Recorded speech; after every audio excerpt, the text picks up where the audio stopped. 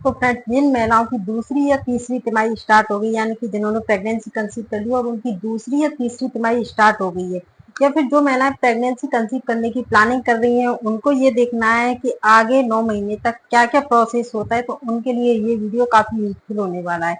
क्योंकि फ्रेंड्स, आज उस बारे में बात करेंगे जो कि 99% महिलाओं में दिक्कत होती है, इस चीज की 9 महीने में दूसरी या तीसरी तिमाही में होती ही होती है। क्योंकि फ्रेंड्स, ऐसी महिला काफी क्वेश्चन करती हैं, कुछ डॉक्टर्स उनको दवाई भी लिख के देते हैं, लेकिन क्या वो दवाइयों से सही होती है या नहीं होती है।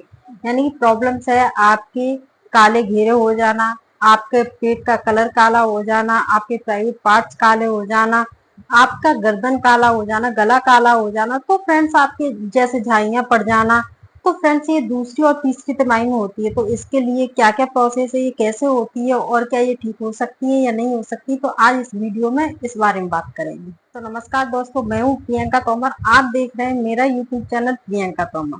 तो फ्रेंड्स, मेरे यूट्यूब चैनल पर प्रेगनेंसी के रिगार्डिंग डेली अपडेट आती है, तो आप प्लीज इसको सब्सक्राइब करें, जिससे कि आपको नोटिफिकेशन मिल जाया करे।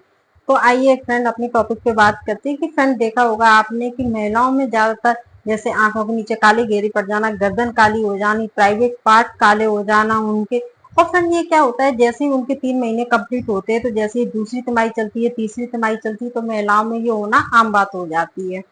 तो फ्रेंड्स, ये किस लिए होता है, मेन रीजन पर आते हैं कि ये होता क्यों है। तो फ्रेंड्स, आपने देखा हुआ कि कुछ महिलाएं जो वर्किंग होती हैं, तो वो क्या होता है कि जो धूप में निकलती रहती है, कुछ महिलाओं में इसलिए हो जाता है कि वो धूप में निकलती रहती है, तो उनको टैनिंग हो जाती है। फ्रेंड, दूसरा रीजन इसका ये होता है, जैसे ही कुछ महिलाएं होती हैं जो घर पे काम काज करती है, जो घर पे खाना नहीं बना पाती, तो वो क्या है कि बाहर से ही खाना रिसीव करती है, यानी कि जंक फूड का सेवन करती है, और जो कि पानी कम मात्रा में पीती है। तो फ्रेंड्स, ऐसी महिलाओं के भी कालापन हो जाता है। और फ्रेंड, तीसरा इसमें क्या होता है, कुछ फ्रेंड्स होता है जैसे अनुवांशिक। अनुवांशिक का मतलब होता है कि जैसे जिस बच्चे के माता पिता काले हैं, तो उसमें मेलेनिन ज्यादा होगा।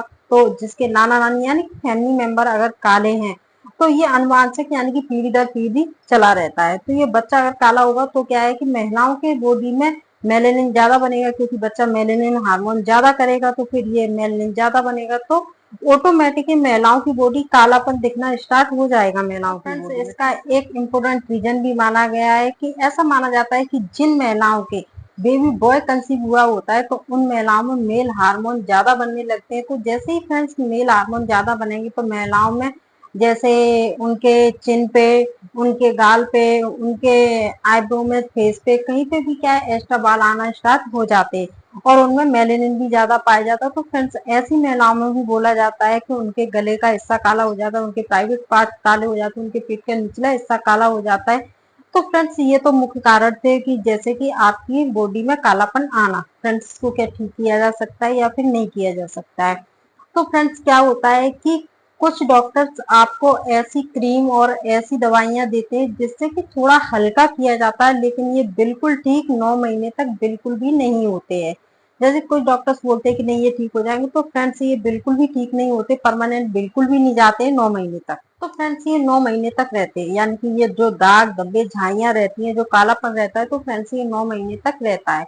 लेकिन जैसे ही आपकी डिलीवरी होती है, डिलीवरी के बाद में धीरे धीरे ये अपने आप सही होने लगती है, क्योंकि जो आपके हार्मोन होते हैं, तो वो नॉर्मल होना स्टार्ट हो जाते हैं, तो ये ऑटोमेटिक अपने आप ही सही होना स्टार्ट हो जाते हैं। फ्रेंड्स, इसके लिए आपको कुछ महिलाओं में क्या होता है कि उनकी बॉडी में ईचिंग होना स्टार्ट हो जाती है, यानी उनकी बॉडी में खुजली होना स्टार्ट हो जाती है, पेट के निचले हिस्से में, ब्रेस्ट में, उनके पीठ में, कमर के निचले हिस्से में उनके क्या है कि खुजली होना स्टार्ट हो जाती है। तो फ्रेंड्स, इसके लिए आपको क्या करना है, इसके लिए आपको कुछ भी ज्यादा करने की जरूरत नहीं। एक तो आप पानी इतना पिए कि आपकी जो बॉडी मांग रही है पानी, जिस पानी की जरूरत है उतना पानी आप पिए, तो इससे क्या होता है कि ईचिंग नहीं होगी। क्योंकि जैसे ही आपकी बॉडी सूखती है, डिहाइड्रेट होती है, तो आपको ईचिंग होना स्टार्ट हो जाती है। तो आपको इसके लिए क्या करना है कि पानी आपको भरपूर मात्रा में पीना है। इसके लिए दूसरा फ्रेंड, इसके ईचिंग के लिए आपको किसी अच्छे ब्रांड का लोशन यूज करना चाहिए, मॉइस्चराइजर यूज करना चाहिए। लेकिन फ्रेंड, मैंने आपको पहले ही बता दिया कि जो कालापन होता है, जो मेलेनिन बढ़ता है आपकी बॉडी में,